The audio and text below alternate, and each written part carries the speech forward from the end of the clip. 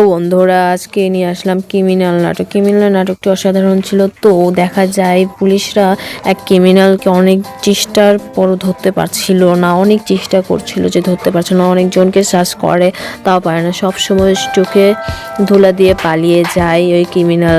একটা ক্রিমিনালকে ধরতে পারছে না পুলিশ।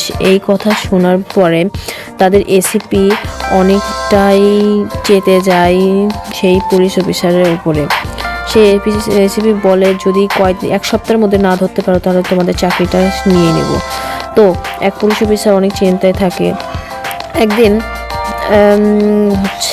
সেদিন ক্রিমিনালরা ড্রাগ পাচার করতো। সেদিনই তার বড় বোন এবং সেই পুলিশ অফিসারকে বলল যে আমাকে একটু নামাই দিয়ে আসবি।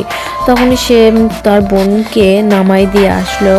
তা সেদিনই আবার জানতে পারলো যে ড্রাগ পাচার হয়েছে। তার পরের দিনে সব কিছু ক্লিয়ার হয়ে গেল। যে খবর আসলো যে এক জায়গায় ড্রাগ পাচার হবে, সেখানে চলে গেল সমস্ত পুলিশ অফিসাররা। সেখানে গিয়ে জানতে পারলো যে তারই বোন, নিজের আপন বোন, বড় বোন ড্রাগ পাচার করে।